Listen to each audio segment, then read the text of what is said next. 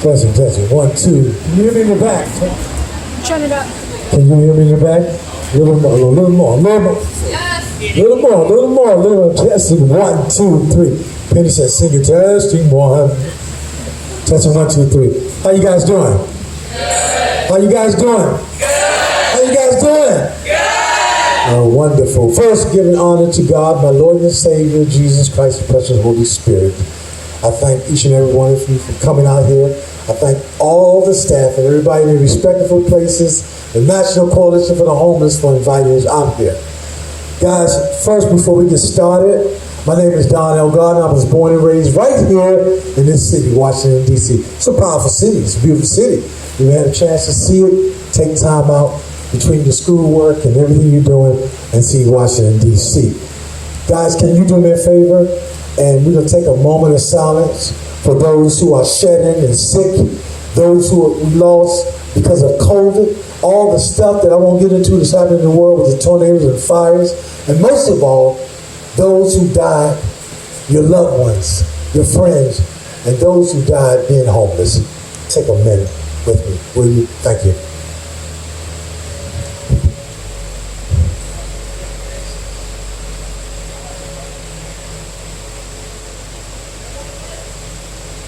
Thank you so much.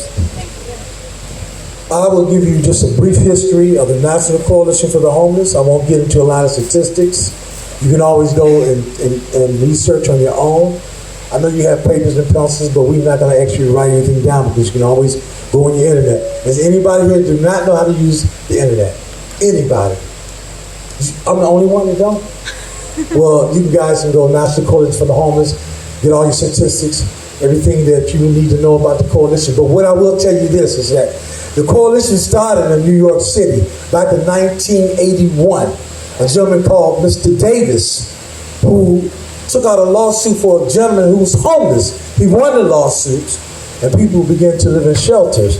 And that's where we are today. Now, the D.C. chapter started in 1984 under our director, Michael Stoops, who's no longer with us, God bless his soul, and through the internship of Megan Hastings and now our sitting director, Donald Whitehead. Let's give him applause.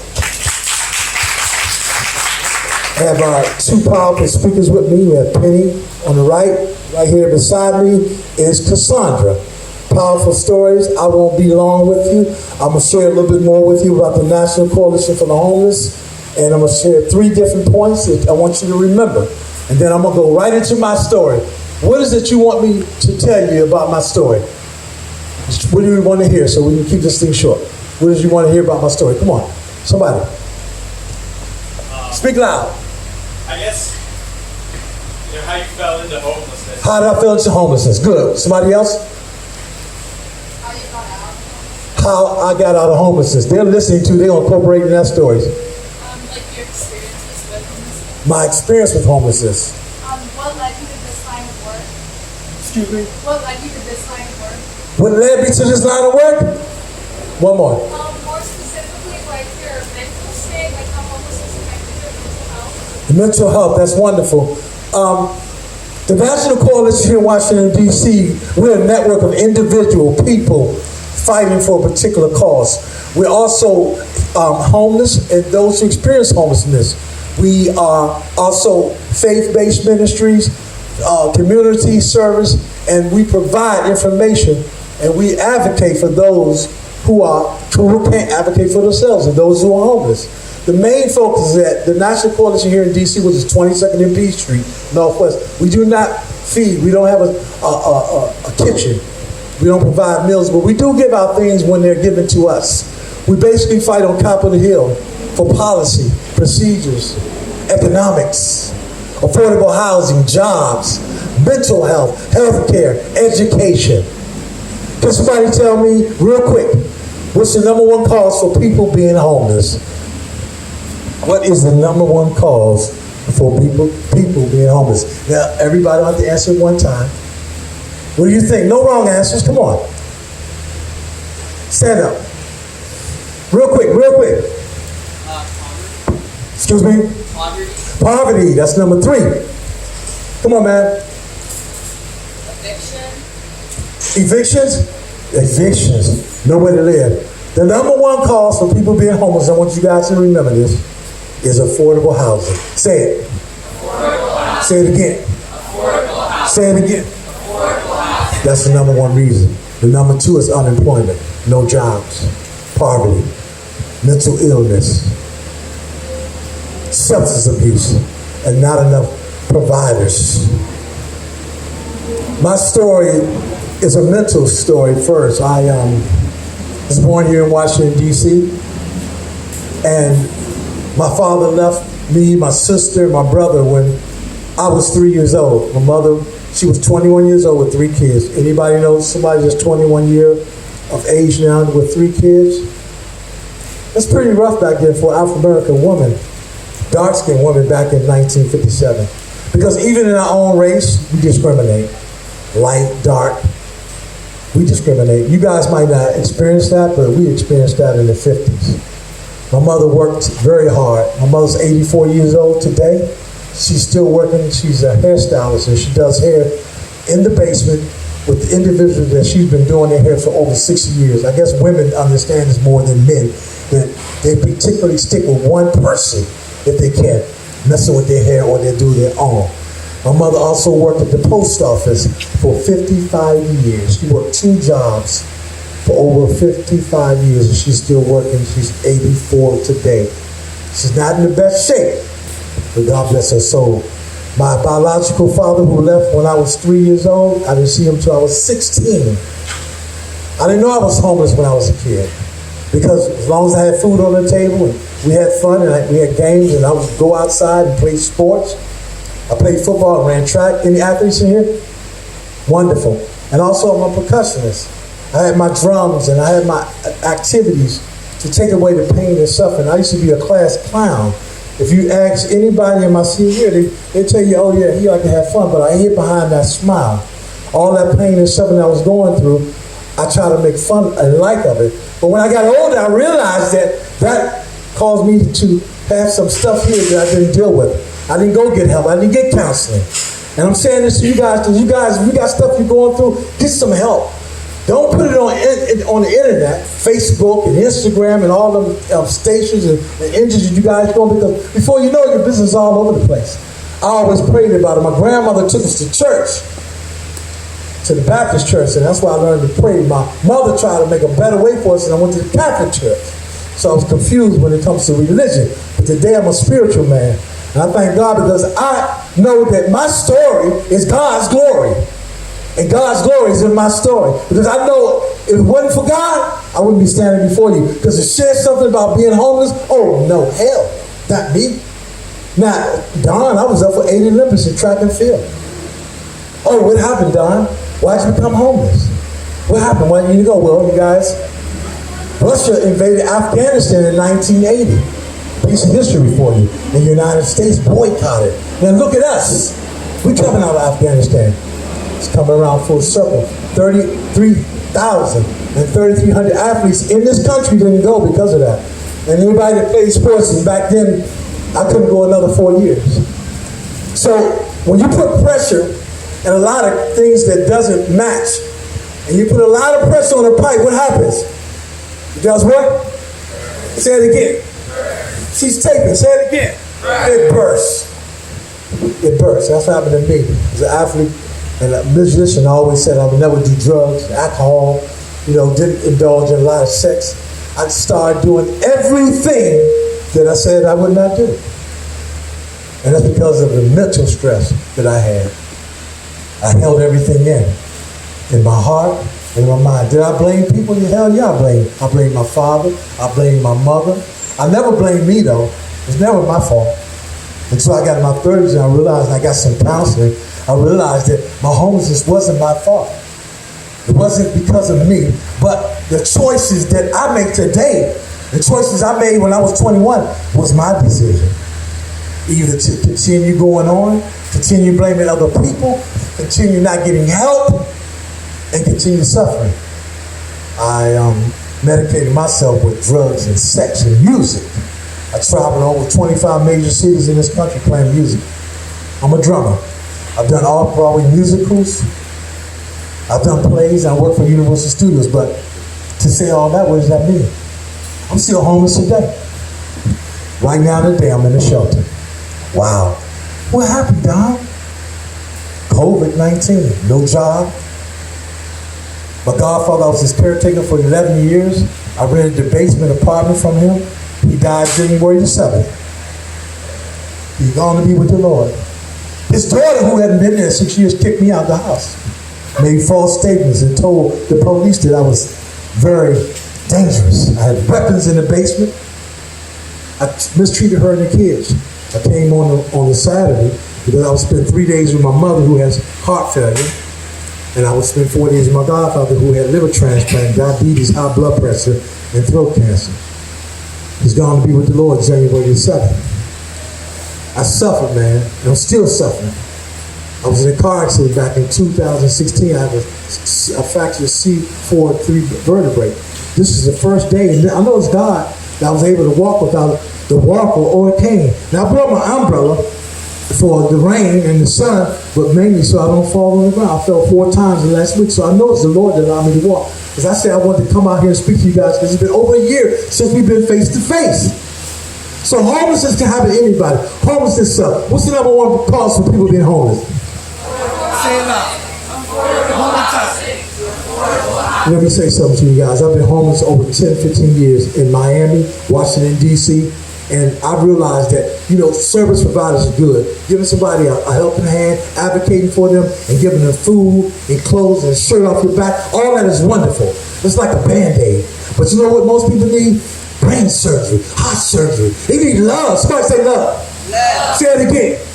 Love. And I'm talking about not the love that you have for your father and mother, your sister and brother, my computer, I love my bike, I love this and that and that. That love is good. But I'm talking about the love of God that has no strings attached. To be able to go to a homeless person that smell and you still give them something. Go to a homeless person, not look, love, and not judge, and do what you can do. Keep some snacks and things in your backpack. Carry some things with you so when you see people homeless, you can help them. No, you can't help everybody. Because if you gave everybody, you'd be homeless. But do it if it's in your heart. Don't do it because the teacher did it. Don't do it because Don said it, or Penny said it, or Cassandra said it, or Caitlin said it. Do it because the love in your heart. And everybody have a different measure of love. Everybody's love is not the same. Somebody say love. Say it again. Now from your heart. Love. Y'all sound like a choir, the Georgetown choir. So with that, in closing, I'm going to share this with you. How many like spoken word and poetry? Anybody write poetry? Wonderful, wonderful. Well, I'm going to close with this poem. It's called The Streets. You see, times have changed since I left home. I wonder why I find myself so all alone. Trials and tribulations abandon my way. I know it's time that I must pray. But you see, Georgetown, as I walked up the church steps, I could hear the choir singing, Amazing Grace. How sweet the sound to save the little wretch like me. You see, I was lost, I was blind, but now I see. But I'm going to tell you something, Georgetown, while you're here, Skid Row's not a pleasant place to be. There's hustling, money, cars, men, women, running free. See, that's the streets decree. But stop. I can hardly breathe as the siren passed me by. You see another one laid to die at the hands of the gun. A young 16-year-old handcuffed. No friends to trust. Lord knows my heart was touched. A young woman crying. Her child, she's lost.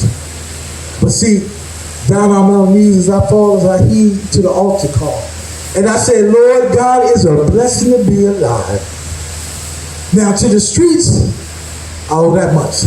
But to God, I give my life. Thank you, and God bless. Now, for our next speaker, she's a very, very powerful story. I always get tears when I hear the story. Come on and give a round of applause to Cassandra. Before you guys do, come on, stand up and stretch. I don't want nobody to get ready to go to sleep. Come on, stand up and stretch. Come on. And while you stand up, give God some praise. Come on, give God a hand clap. Come on. Give God a hand clap. Everybody give God a hand clap. Come on. Louder than that. Come on. Give yourselves a hand clap. All right. Thank you, Cassandra. Hello, everyone. How are you? All right. Hello, everyone. Are we woke today? Good. Beautiful day to be up. Good day for us to sit here, conversate about a very important cause that is a growing factor in not only here in the Washington, D.C. area, but everywhere. I've been with National Coalition for maybe 2 years now, going on 2 years. It wasn't nothing, as Don would say, nothing but the grace of God that I am able here to speak to you, to tell you my story, which I used to be ashamed of, pretty much. Being an African American woman, we are considered triple threats. And if you don't know what that is, smart, educated, black, and being a woman is a triple threat. And it's a struggle, being able to survive here out in the streets. So I applaud and applaud every one of y'all for what y'all doing, why y'all here, and getting an education and learning instead of hearing about what homelessness is and how you can fall predator or be preyed on to be in a situation like mine. So let me get on into it. Let me get started. I'm 47 years old. I was born here in Washington, D.C. 2 parents in a home. Both of my parents, government workers. My mom worked for the post office all her life, and my dad, also, she's a pastor. And my dad retired from NIH, which, if you don't know, is the National Institute of Health. But my father was a drug dealer. Back in the 70s, I come from the hippie era, which marijuana was a very popular drug. So yes, my daddy was a drug dealer. Okay, not excited to tell everybody, but this is my story. So I am the baby of 3. I have an older sister, I have an older brother, and then it's maybe all 5 years apart. But it was only 3 of us growing up in the home. My sister and my brother were afforded to have my parents for a long period of time. When I came along in 1973, my parents ended up getting divorced. So I've always felt like something was wrong with me. I never felt like I belonged anywhere. But I've always taken situations and made the best for me. I don't know if y'all ever heard of this, but when lemons are given to you, what do y'all do with lemons? There you go. So I made lemonade. So my parents got divorced at the age when I was 3 years old. And back then, I didn't know that my mother suffered from mental health. I always knew that my mother was strange because I would always hear her talk to herself. I would wake up in the middle of the night, my mom sitting in the dark, and she's having a whole full-blown conversation, which, okay, I didn't think that was normal. But what I didn't know is that was her talking to God. That was her asking just to make it for another day, provide for her children, provide a roof over our heads. Just let her be able to make another day for her kids. And now that I'm a parent, I kind of understand what my mom went through. So to take you a little back, my mom remarried, but this time she married an alcoholic. My life once again went into turmoil. Not only was my mom facing the fact of being a single mother, even though my father did provide for us, but he was not in the home with us. It was a struggle. So yeah, watching my mom go through being alone and trying to figure out how she was going to put food on the table for her children, I witnessed that. my mom got married an alcoholic, which means that she focused more on her married life than her children. At the age of 6, I was molested. 2 cousins of mine, because my mom, would have to work 6-7 days out of the week. She never really had a break.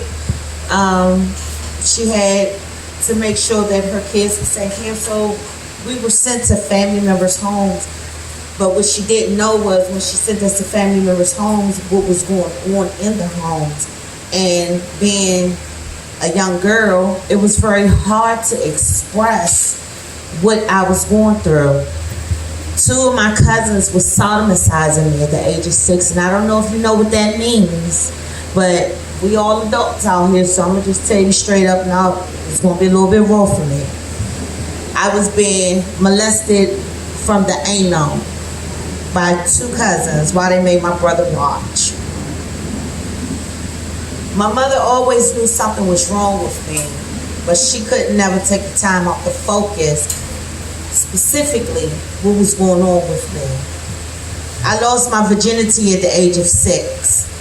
It's not normal, but that's something that I held on and held dearly in my heart that I couldn't tell nobody. As time went on and going to other family members' homes and, things like that, I was being molested more and more and more and more and more. My mom, once again, she couldn't put her finger on what was wrong with my child. But at the end of the day, she still had to survive, to put food on the table, take an ass whooping, at the same time cover a black eye and keep it moving. But what I didn't know is my mom was suffering from alcoholism too. As years went on, around 12, 13 years old, I was sent to go live with my older sister and her new husband. And at that time, with my sister, she's not my mom, but she's trying to provide for me. It was kind of hard. So I was running buck wild all around Washington, D.C. area, Maryland, Virginia, or whatever, because I'm a native here. At the age of 15, I ended up getting pregnant with my first child. I was in the 10th grade, and I was temporarily living with my father. At that time, by my father being a single father, he had to find places for me to go, things for me to do, and still be a single father at the same time. So, places where he would send me, I was being molested too. I couldn't explain it to my dad if I tried because it was family members. And I'm a daddy's girl, so I didn't want, and the thought of my dad going to jail, because I knew if I told my father what was going on with me, I knew my father would have killed him. I mean, it was just that simple. But it was another survival story for me, but it was another chapter in my life that, I had to bury. I felt ashamed. I didn't feel like a normal child. I didn't feel like I belonged anywhere. But I still held on. Every day was a struggle for me, but I made it. Out of my whole family, me and my mom are the only ones that ever finished some type of educational schooling. I did graduate from high school, and I did go to college. With all these secrets, with all these things that I was trying to overcome in my life, and with a child, I still made it. God was my only friend. Thank you.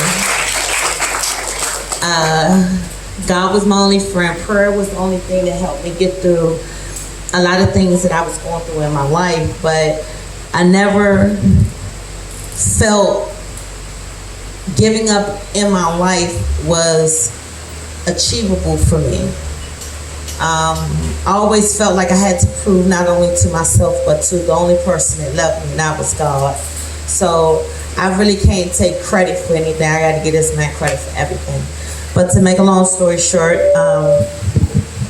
I was raising a daughter at the time, and we experienced a lot of homelessness because my mom was bouncing from place to place. Not only was she bouncing, but we were bouncing with her.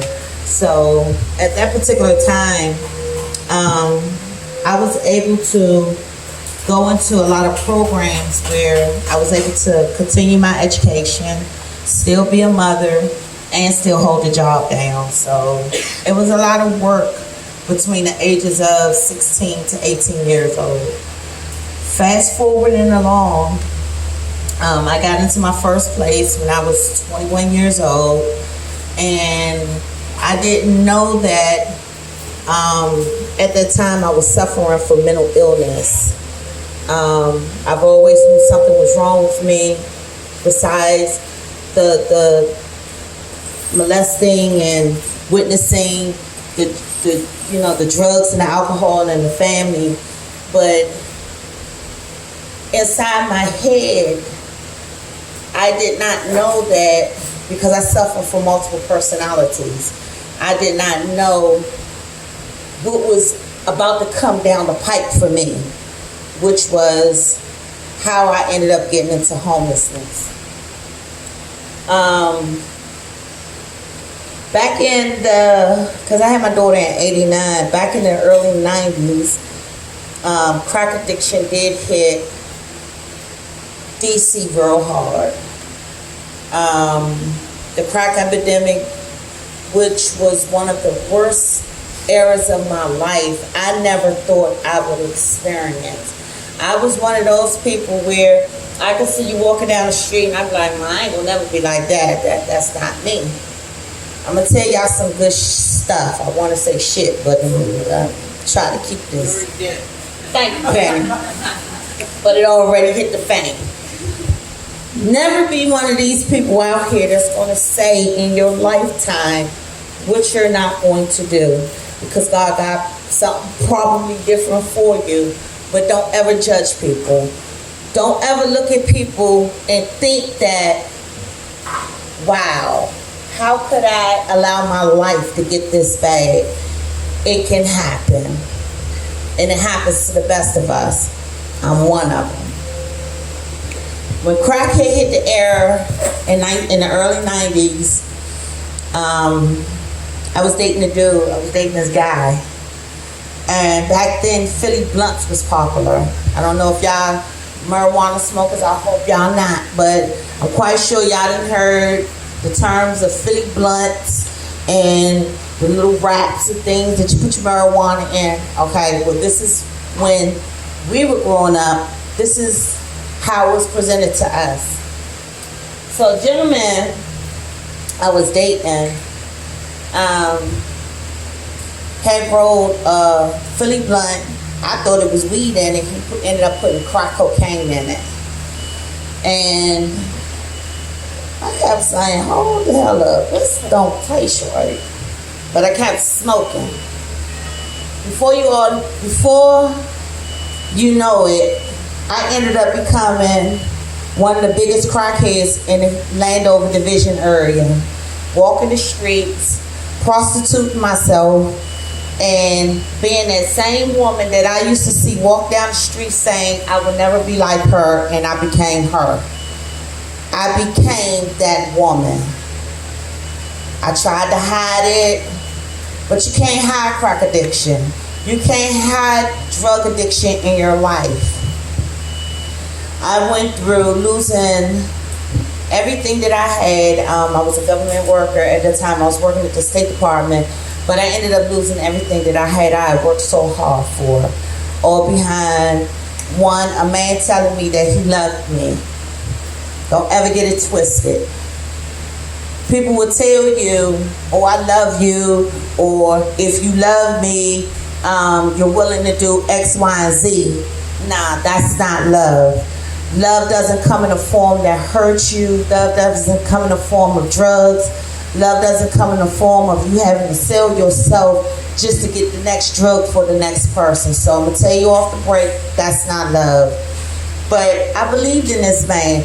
I believed that, you know, if I took my clothes off and performed sexual acts with this person, that, yeah, you loved me. Not the case. What ended up happening was, once I lost everything, I lost my job. I was working at the State Department or whatever and still trying to maintain being a mother. I had ended up on a psychiatric ward. I was 20-something years old, and I had been diagnosed with bipolar depression. What that is to y'all, I'm quite sure y'all have heard about it, but bipolar is a mental health issue that we, as Americans, we do suffer. It is an underlying health issue that is very hard to be diagnosed. But I was diagnosed with bipolar depression, anxiety, PTSD, and some other things that I ended up having to become on medication. I had to be medicated for, or whatever, and still today I am on medication for. But I ended up getting the help that I needed. I went to a lot of programs that was recommended to me when I was on the psychiatric ward. When I had found out that I was sick. Once I started playing my story back, I didn't realize that this is a disease that I was born with. But it took so many years for me, and it took so many doctors to be diagnosed with what was truly going on with me for me to get the help that I needed in order for me to live a normal life. At this time, you know, I ended up getting back on track. I ended up going into different programs that was helping me with my homelessness, drug addiction, my mental illness, and my self-esteem, because my self-esteem was so low. I am a 4-time survivor of suicide, because I did try to commit suicide many a times before I found out what was going on as far as my mental illness was concerned. At the end of the day, like I said, when I was growing up and when my parents had divorced, and I really thought that it was me. I felt as though if I was the cause of my parents getting a divorce. I felt as though if, because I was born into this world, everything that was happening, it was because of me. I shouldn't have never been born. I shouldn't have never been here. That's how your mind plays tricks on you. That's how your mental illness plays tricks on you. And that's how people, when they get to know who you are, they use that against you to make you feel less than. You already feeling bad, like, damn, you know, I got all these other things that are going on with me. Here is another thing added to my plate. I'm going to try to wrap this up real quick so we can get our next speaker on. But I did end up getting married. I was married for 5 years. I had another child, but my problems never went away. They just got worse. I felt as though if I could take myself off the medication, I could get better, I could be a normal person. Not going to happen.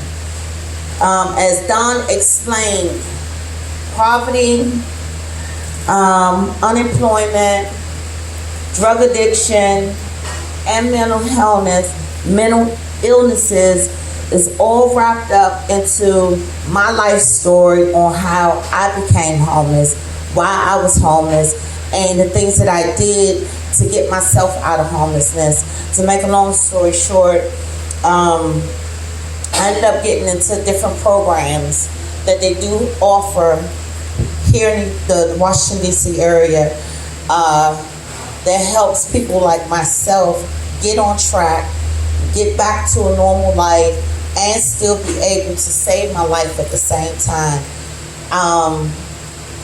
my thing that I always tell everyone when I do speak is no matter what you're going through in your life, there are some things that you might not have been able to express to your parents, to family members, to a pastor, to a friend that you're so ashamed of that it's eating you alive, where it takes the focus out of what you're really supposed to be doing in your life to get to where you gotta go, to stop you from being you. And I encourage a lot of people that if something is going on with you, talk about it. Don't be ashamed to say, hey, something has happened to me and I need to figure out what is going on, because you don't suffer alone. A lot of people that you step over in the streets that are homeless, that don't have anything, that's asking you for change, sometimes don't always need $1. They just need somebody to say, hey, how you doing? Are you feeling okay? Don't ever judge them. Don't ever think just because you're here sleeping on the street that, hey, you're the worst person in the world, because something triggered in this person's life to get them to where they had to go. Unfortunately, and as I speak to you, we have the opportunity, and you have the opportunity to be able to nip this thing we call homelessness in the bud. We can do things about it. We can get other people out of feeling like you're nothing, because we all are something. We all are somebody. And you have to always remember that no matter what you go through in your life, you are somebody. One thing that I do want to say, I'm going to turn it over to Penny, is that to this day, I am a grandmother, I'm a mother, I'm a friend, I'm a sister, and I am a child of God. I have just the right to be here. I have just the right to speak everything that I have been through in my life, and to be able to share with someone that I'm not ashamed of who I am and where I have been in my lifestyle. So with that, thank you for letting me share, and let me turn it over to Penny.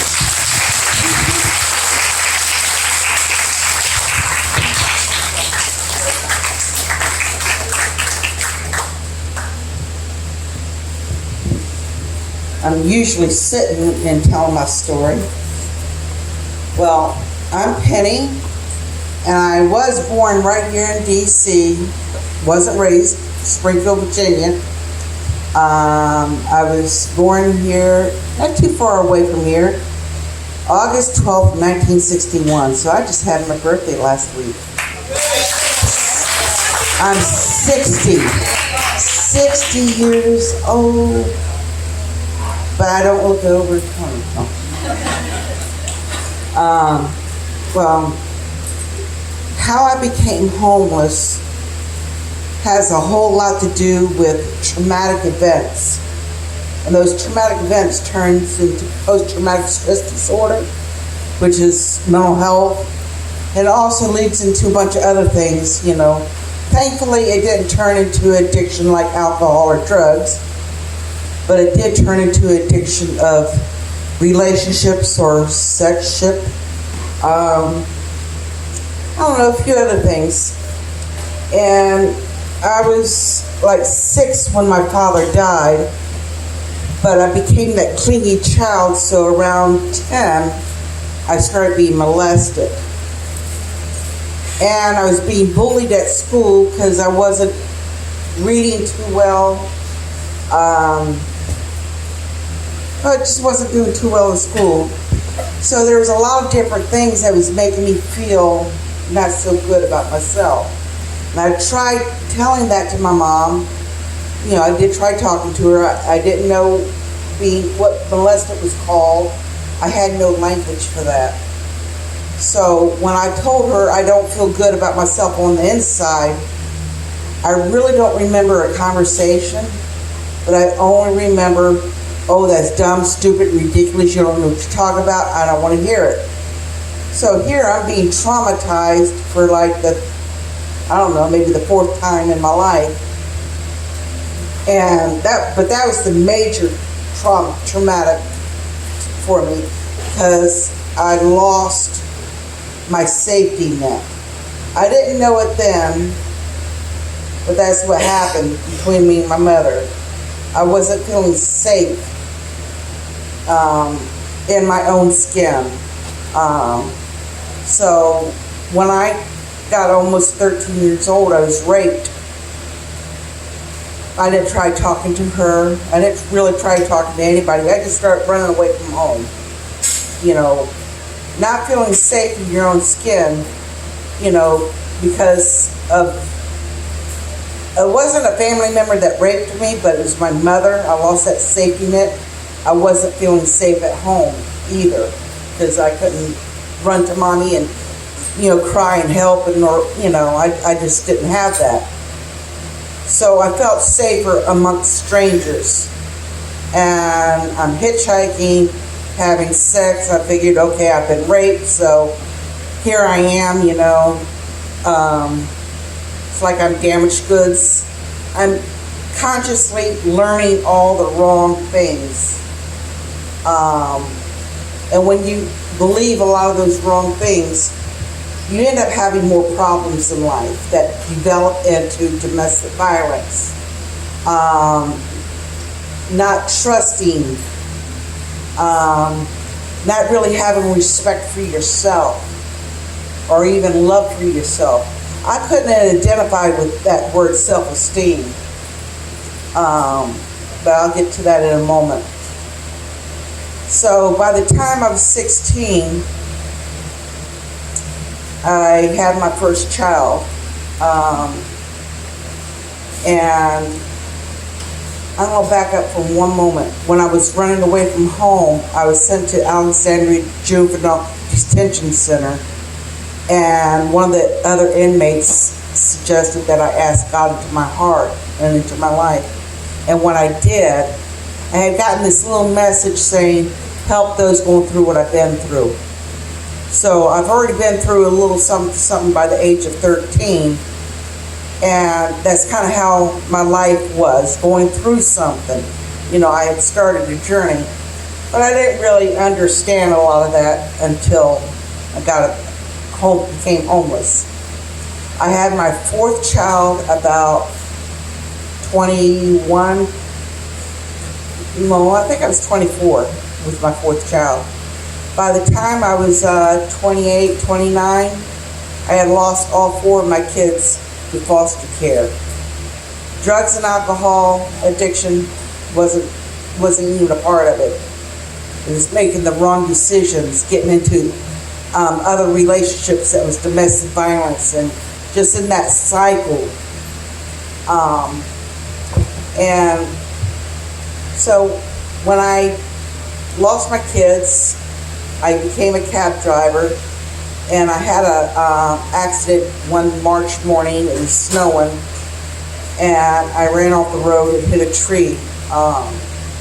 And so that led me to being homeless for a lot longer period. I was homeless for 11 years. 10 years I was here in D.C. In the shelters in Virginia, I was at two of them. And if you didn't have a job within 3 days, you had to get out. So, but I was under doctor's orders, so they let me stay a little longer. Well, when it came time for me to be able to work, I got a job at working at Popeyes. The daytime manager, he says, well, you don't go in the back for anything. You know, he understood, you know, my situation. But the nighttime manager, he's the one that told me to go in the back. You know, cashiers don't go in the back for anything.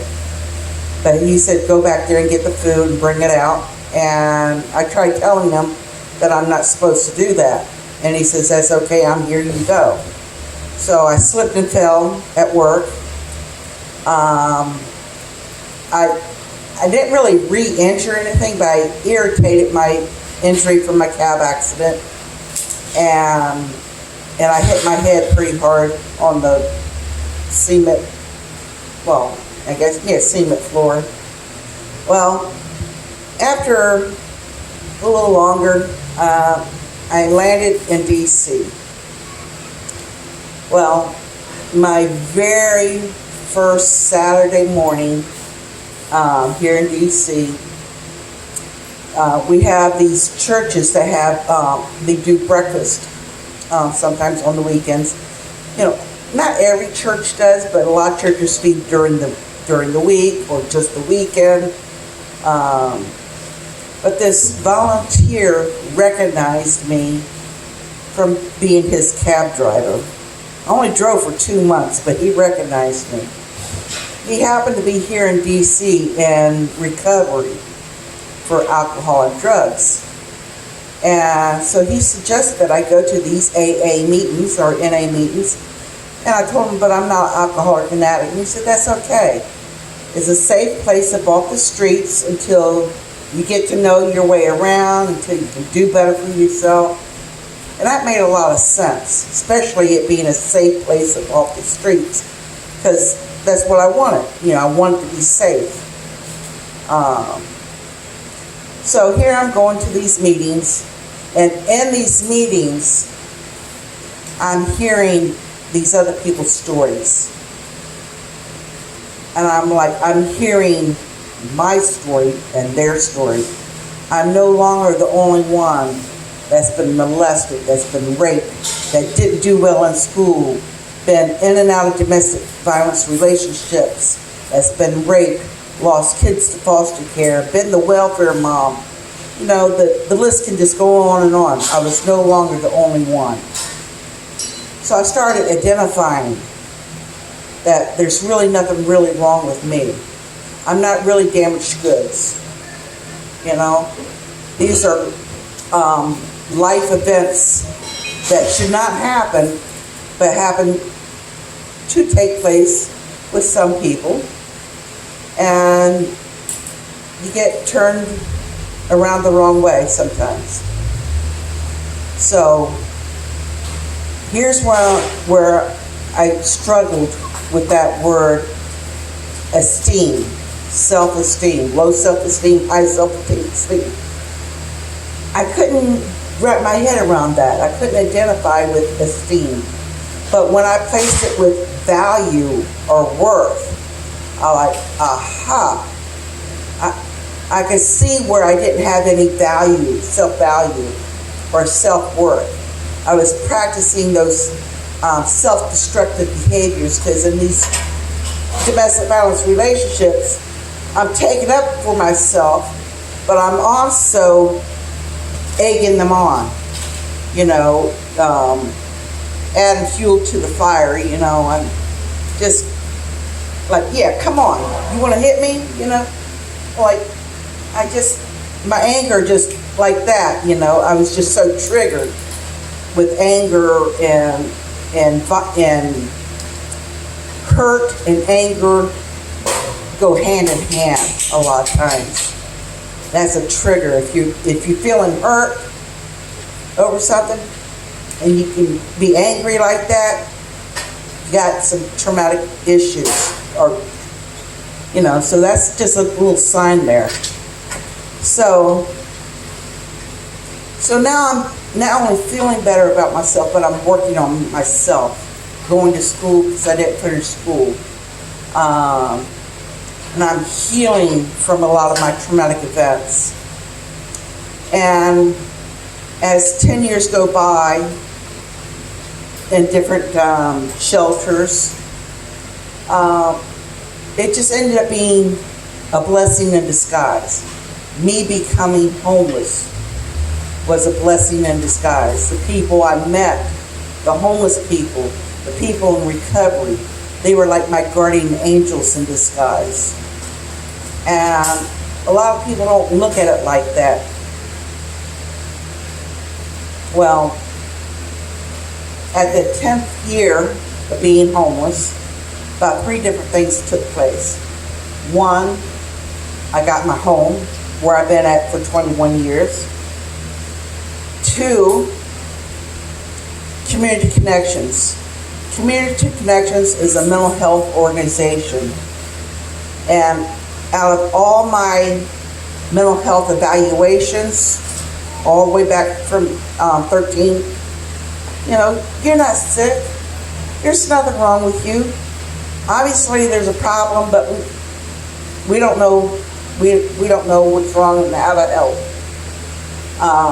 But Community Connection had that answer. They discovered between mental health and addiction a link that was traumatic events. And that was my little niche to get mental health help.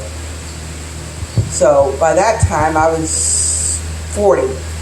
I came homeless in my 30s and got help and ended my homelessness in my 40s.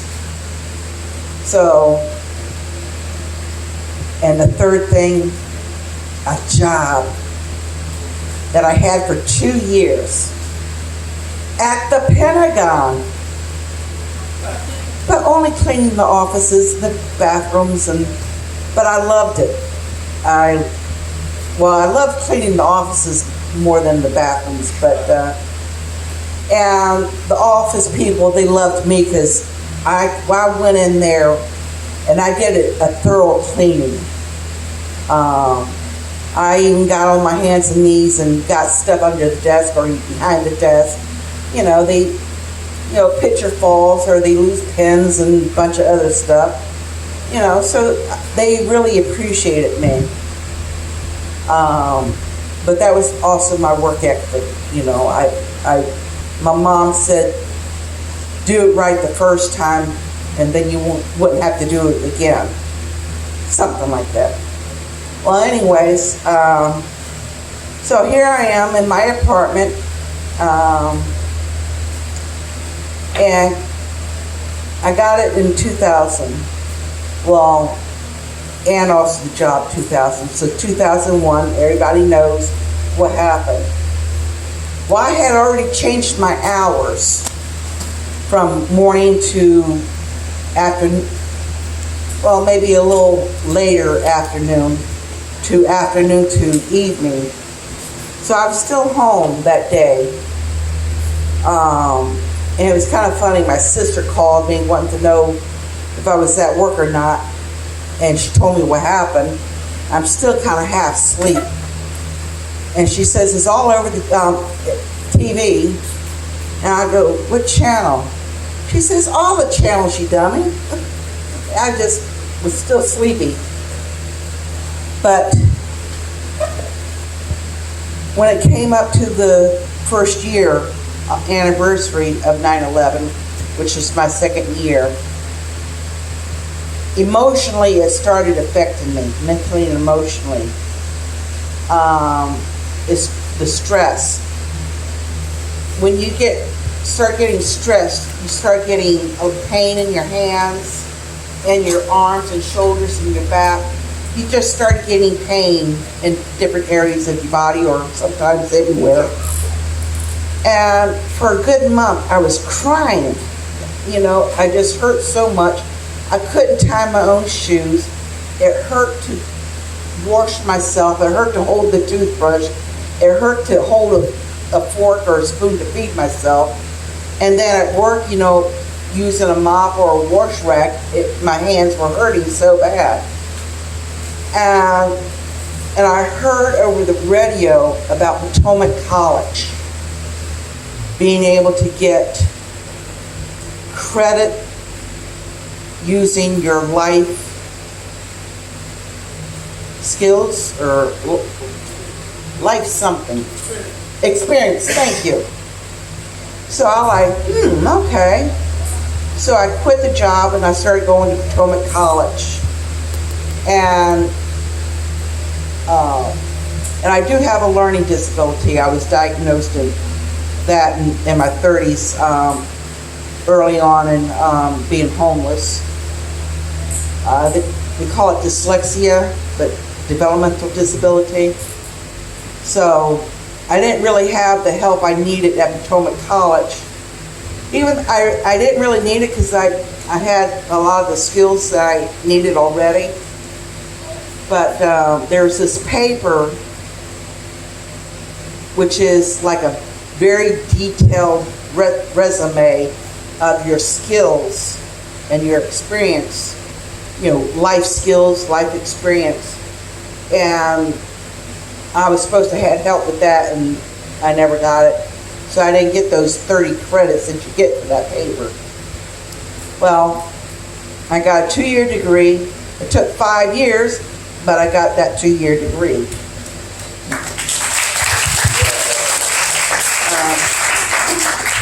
Well, that was 2007 that I graduated.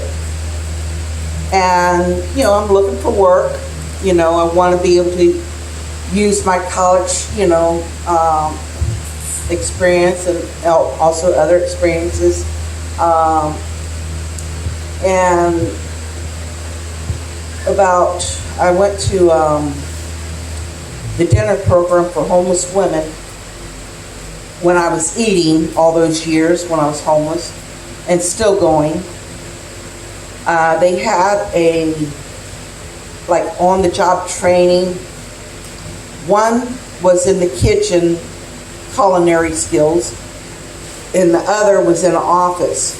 And I already had office skills, computer, and a lot of that filing. So they let me do the administrative assistant training. And a few months into my training, I was diagnosed with breast cancer. And they let me continue with my training and my cancer treatments. I had surgery, then I did the chemo. And if you know anybody that's had chemo, they get, it messes with their memory, their cognitive thinking, and word fishing. It was very difficult for me to say turn right or left. I would have to say this way or that way. I couldn't really get those words out.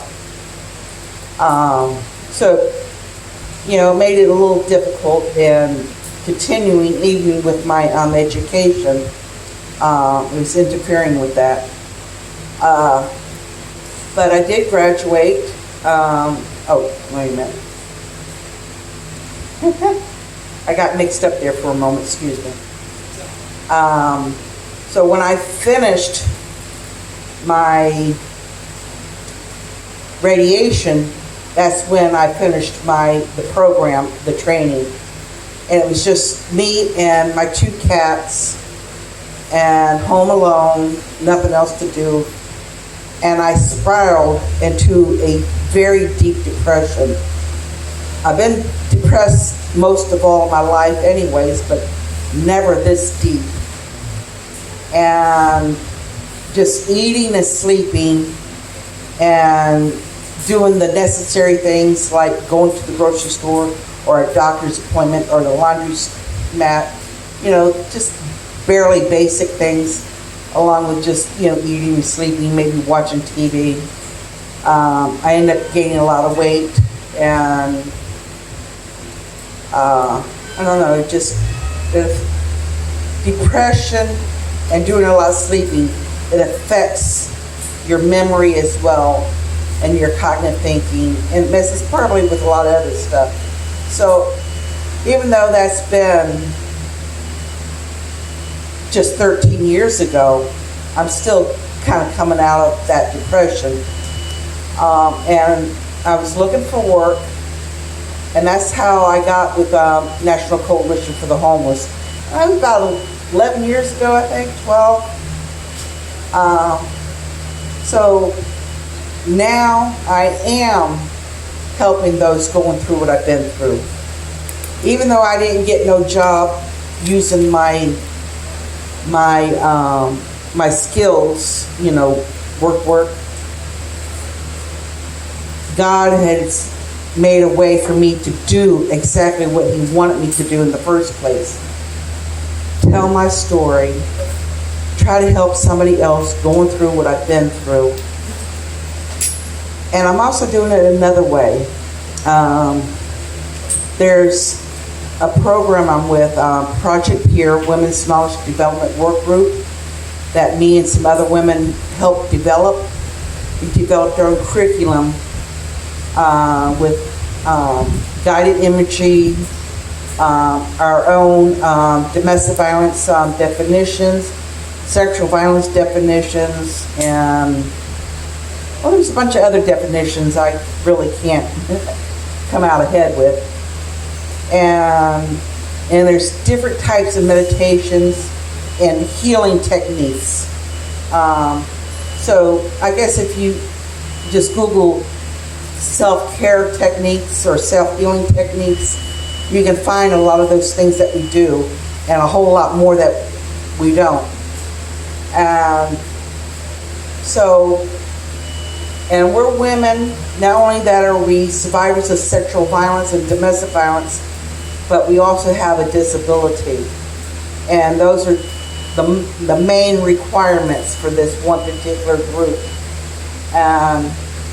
So I'd like to thank everybody for being here and listening to our stories. And hopefully you can help others going through not only what you've been through, but also maybe with what we've been through also. Thank you.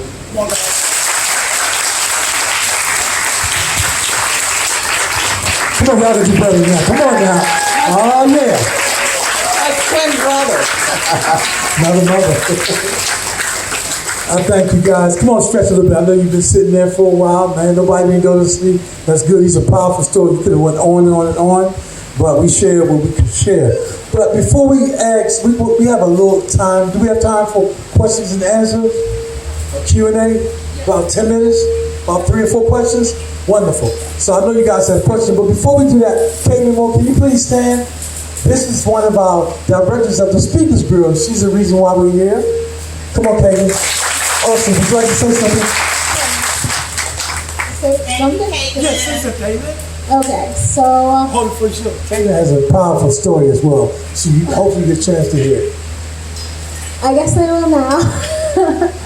But yes, my name is Caitlin Cobb.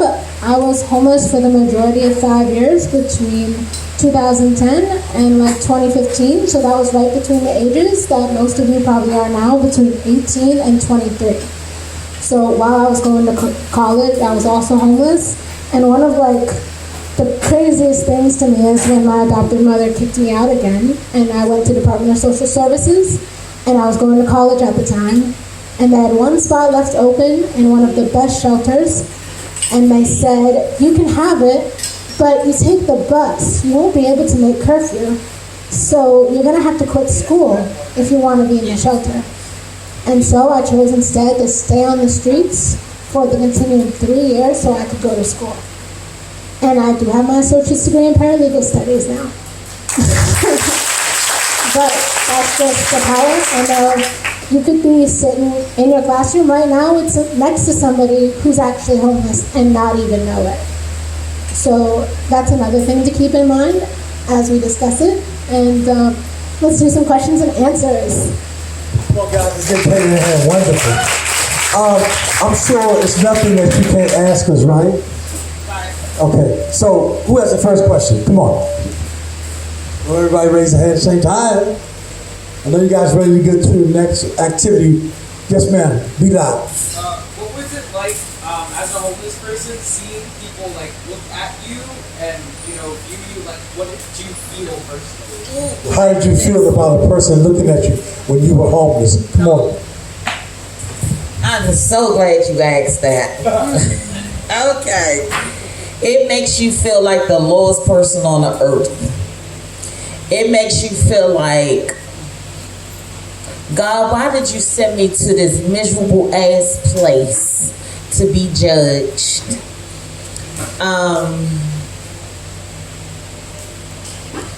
When someone, and you could tell when you didn't have a bath and you stink. And I'm just talking about me.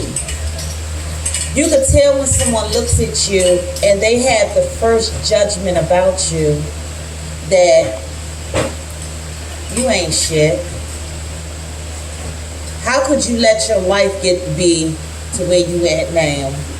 And it makes you feel like there is nothing in this world that you can get yourself out of. One thing I did want to share with y'all is that, yes, I am, and with the help of others, I'm a homeowner now.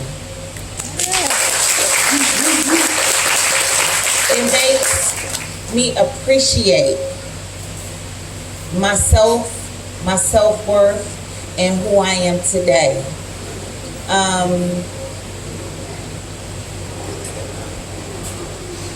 Your looks can make a person feel like this without saying a word. So be mindful on how you look at people, because not only are they still trying to struggle with the fact of, hey, I didn't wake up this morning and want to be sitting in front of McDonald's asking for change. You understand what I'm saying? But it also makes you feel judged as a person. So yes, that's a very good question. Just by you looking at somebody who is unless and unfortunate makes them feel like this. So yeah, it sucks. Wonderful. Come on, give her a hand. Another question. One more question. Come on, what's your question? Be loud. Did you ever doubt your faith in God, and how did you persist in that faith when you're at the lowest points of your life? Did you ever doubt your faith in God? I'll answer that. And did you doubt yourself? I did a segment for the National Coalition for the Homeless called Faith in Homelessness. And I'll share this with you. Without faith, it's impossible to please God, number one, whether you're homeless or not. Without faith, it's impossible to please God. Over 860,000 people committed suicide last year. And it was because they were homeless, because they lost faith. They lost faith in God, they lost faith in themselves and people around them. They realized that they thought in themselves that nobody can help me, so they took their life. So don't lose faith. I never lost faith when I was homeless. Never lost faith. I never lost faith in God. I never lost faith in myself. Yeah, I was stinking and dirty. I went to prison and all the things, you know, drugs, alcohol, programs, mental health programs, but I never lost faith. For some reason, I said, God, I don't know why you did this, Lord. God said, well, why not you? Who are you, Don? Always remember that when you look at a person, and she mentioned it, look at them with love. Don't judge them. Look, love, and not judge. And also remember, everybody's a human being. Even here on your campus, look at people, speak to people. Give them eye contact. Everybody you can't speak to, everybody you can't shake their hands. But your eyes can also, the eyes in the mirror, so your eyes can say hello or I love you without you saying a word. And if you don't feel that in your heart, then don't look at that person. Just look away or go back to your phones, but recognize everybody's a human being. Come on, let's ask one more question, Penny. You can answer it. How did you guys find these social services? Did I ever find social services? Yeah, what do you think of these? What do you think of DC Social Service? Well, this young lady's been through a lot of social service programs. Oh, yes. I've been involved with a lot of social services since I was 16 years old. What do I think about the social services here? Okay. I think they're good, but they also don't know all the time how to really help somebody, because they don't know all the other resources. You know, of course, I ended homelessness, 21 years ago. So a lot of things have changed with social services. So hopefully now they are connected with other resources. One of the resources I found as the administrative assistant in training is the public defender for people that get out of incarceration.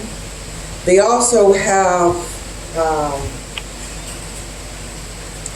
adult directory, and now it's like over 300 pages, where at the time it was like 150 or 130 pages. And but they have a lot of resources there for people that are also homeless or domestic violence, or even just somebody that's in poverty or alcoholic or addiction. You know, it's a very wide range of a resource. And I really think every social worker should have that type of resource so they can help direct to domestic violence shelter or a soup kitchen or a clothing closet or maybe a doctor or a dentist, you know, or prenatal care, you know, whatever they might need, education, you know, or job training. Jubilee Jobs is what helped me get the job at the Pentagon. And I did go through Jubilee Jobs once before, years prior, but they sent me to McDonald's. And I told them that I couldn't do that because of my injuries. But they sent me to something like that anyways. So that's why I gave up on them and didn't get anything until maybe 10 years later. So, thank you. Come on, guys, give us yourself a round of applause, Georgetown. Everybody invite us out here. Jaden, I think you guys are ready for lunch. Look like back there. You want to close? Anyone of you young ladies want to close? Jenny, Jaden, Roslyn, Mary, Sue. Want to close out? Oh, I'm sorry. Oh. We just wanted to say thank you guys so much for coming to talk with us and sharing your stories. Thank you guys so much for coming to talk with us, sharing your stories. We have a few t-shirts for you. Can everyone give one more round of applause?